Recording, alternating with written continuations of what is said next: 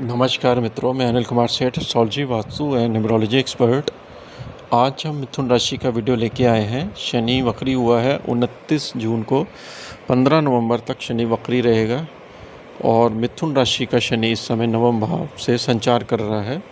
भाग्य में शनि का वक्री होना और पिछले भाव का फल देना कहीं ना कहीं आपके यात्रा को यहाँ पर शनि दिखाता है और पिछले कुछ काम है उसको पेंडिंग आप करने वाले हैं। जैसे कुछ हिडन वर्क आपके होते हैं वो आपके पेंडिंग है, वो आप इसमें करने वाले हैं, क्योंकि 8वां घर होता है हिडन वर्क का। क्योंकि शनि जब वक्री होता है तो पिछले भाव का भी फल देता है। वक्री प्लैनेट जो होता है कई बारी इसलिए नेगेटिव फल भी देता है, क्योंकि अगर वो पिछला भाव कहीं शत्रु राशि का आ गया या उसका एक नंबर नीच राशि का पड़ गया तो इसलिए शनि का प्रभाव काफ़ी डेंजरस हो जाता है। कई बारी उसका मेलेफिक इफेक्ट आना शुरू हो जाता है। और जैसे सपोज़ करो जैसे शनि मीन राशि में जाएगा, नहीं वृषभ राशि में जब घूमेगा तो वो पिछले भाव का फल देगा मेष राशि का भी, तो तब वो ख़तरनाक सीन बनेगा। मेष राशि यानी कि नीच का राशि का प्रभाव देगा। लेकिन अभी तो शनि कुंभ राशि में है, तो वृषभ राशि में जाने के लिए उसको अभी बहुत सारा समय है। तो देखिए, मिथुन राशि का शनि आपका नवम भाव का लॉर्ड है, 8वें घर का लॉर्ड है। तो 8वां घर जो होता है आपकी गुप्त विद्या का होता है, आपकी रिसर्च वर्क का होता है। और जो आप चीज़ें जो आप इन चीज़ों से रिलेटेड आप कोई काम करते हो तो शनि उसमें इम्प्रूवमेंट देने वाला है। ये एक टीचर की तरह काम करता है। आपको मालूम है शनि वक्री पीरियड में काफ़ी चीज़ों पे मंथन कराता है। आपका जैसे 9th हाउस का खुद का लॉर्ड है, यहाँ पर भाग्य में बैठा है, धर्म भाव में बैठा है, तो धार्मिक एक्टिविटीज़ भी आपकी बढ़ने वाली है, यात्रा भी आपकी आने वाली है, क्योंकि 139 डेज़ का ये पीरियड रहेगा शनि का। 8वें भाव का ये पहले फल देगा। अभी जैसे स्टार्टिंग के जो रहेंगे ना 1-2 महीने, क्योंकि वो इंडिपेंडेंट राशि है, खाली है वो भाव, तो इंडिपेंडेंट राशियों का जो लॉर्ड होता है वो सबसे पहले उसी का फल मिलता है जैसे एस्ट्रोलॉजी में। तो 8वें घर से रिलेटेड जैसे होता है ससुराल पक्ष है आपका, ससुराल पक्ष से आपका प्रॉब्लम फेस करनी पड़ सकती है। अगर आपकी शादी है, शादी नहीं हुई है तो आपका जैसे कोई आप स्टडी करते हैं तो आपका माइंड काफ़ी डीप रह सकता है। इंजीनियर है तो आप काफ़ी रिसर्च में जाने वाले हैं, साइंटिस्ट हैं तो काफ़ी रिसर्च में जाने वाले हैं, पीएचडी कर रहे हैं तो काफ़ी रिसर्च में जाने वाले हैं। तो 8वां घर रिसर्च का होता है। और जो लोग अकॉल्ट स्टडीज़ सीख रहे हैं उनके लिए भी 8वां घर जागृत रहता है, तो उनके लिए बहुत ही फ़ायदे वाला है ये पीरियड शनि का। और नई नई चीज़ों को सिखाने का है, नए नए आपके यहाँ पर चीज़ें सामने आपको आएंगी। तो शनि, मैंने बताया ना, शनि एक टीचर की तरह काम करता है और टीचर का काम होता है डांट भी देता है और प्यार भी देता है। और नवम भाव में संचार कर रहा है तो आपका धार्मिक यात्रा भी यहाँ पे आने वाली है, पिता के स्वास्थ्य में लाभ भी होगा। और दूसरी बात यह है कि नवम भाव जो होता है आपकी हायर एजुकेशन का है। अगर आप हायर एजुकेशन में जाना चाहते हैं तो शनि आपको यहाँ पर बहुत अच्छे पॉइंट्स नंबर दे रहा है। अब देखिए, शनि गुरु के नक्षत्र में, तो गुरु की राशि है सप्तम भाव की, दशम भाव की, तो 7वें घर से रिलेटेड चीज़ों में भी इम्प्रूवमेंट लाएगा, क्योंकि ये आपके डेली रूटीन वर्क में इम्प्रूवमेंट लाएगा। आपके लाइफ पार्टनर, अगर शादी हुई है तो लाइफ पार्टनर के काम को भी बढ़ाएगा। 7वां घर इंडिपेंडेंट वर्क का होता है, पार्टनरशिप का वर्क होता है, उसमें भी आपका इम्प्रूवमेंट देखने को मिलेगा।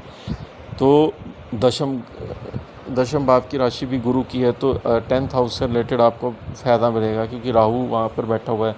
पॉलिटिकल एक्टिविटी से फ़ायदा देगा। राहु जो होता है टेक्नोलॉजी का भी कारक है, आपकी मीडिया, सोशल मीडिया और जितना भी कैमरे से रिलेटेड काम होता है वो राहु का होता है, क्योंकि राहु का इन चीज़ों का स्वामी माना जाता है, पॉलिटिकल एक्टिविटीज़ का भी माना जाता है।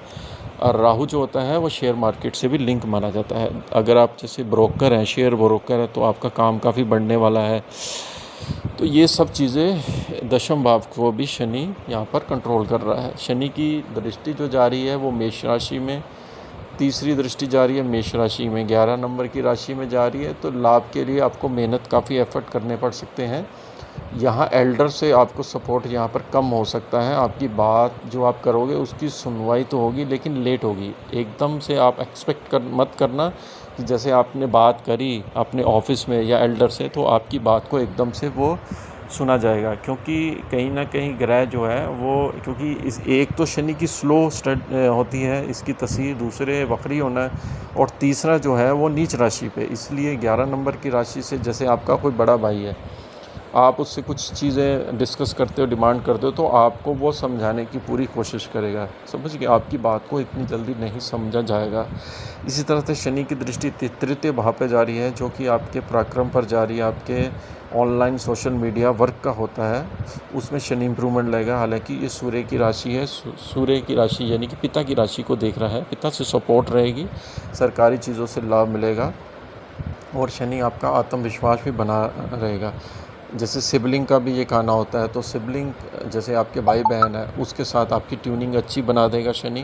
कहीं ना कहीं आपकी मिसअंडरस्टैंडिंग जिस बात पे हुई थी उसको वो क्लियर कर देगा। और तृतीय भाव जैसे एग्रीमेंट ड्राफ्ट का भी होता है, तो अगर आप उसमें काम कर दे तो उसमें भी शनि आपको काफ़ी लाभ देने वाला है। तो तृतीय भाव से रिलेटेड चीज़ों में भी बड़ा इम्प्रूवमेंट शनि दे रहा है। अब देखिए छठे भाव पर भी इसकी दृष्टि जा रही है। छठा भाव जो होता है वो आपकी जॉब का है। अगर आप जॉब में हैं तो जॉब में भाग्य की वृद्धि करेगा, जॉब में आपकी इम्प्रूवमेंट आएगी, जॉब में आपके इंक्रीमेंट के साधन बनाएगा शनि। छठा भाव कंपटीशन होता है, कंपटीशन में आप विजय कर सकती हैं या कर सकते हैं। जैसे आप कोई एग्ज़ाम में अपेयर होंगे तो आपको रिज़ल्ट पॉजिटिव मिलेगा। 6th हाउस आपका लोन का होता है, लोन चुकता करने में थोड़ी सी प्रॉब्लम आपको फेस करनी पड़ सकती है। और छठा भाव आपके मामा पक्ष का भी होता है, जो कि आपके लिए अच्छा नहीं है, जैसे आपका कहीं ना कहीं वहाँ पे मनमुटाव रह सकता है।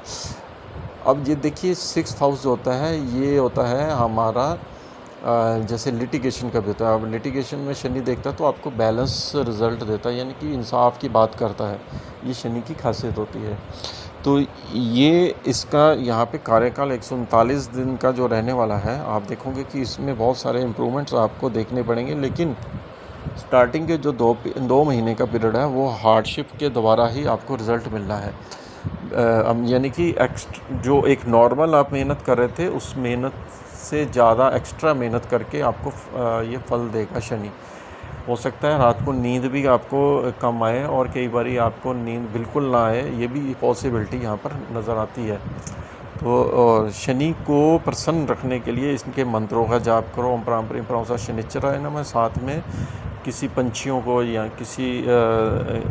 किसी भी जानवर की सेवा इसके लिए बहुत बेस्ट होती है, गरीबों की सेवा भी बहुत बेस्ट होती है। तो आपको वीडियो कैसी लगी ज़रूर बताइए। इसके साथ ही हम आपसे आज्ञा लेते हैं। नमस्कार।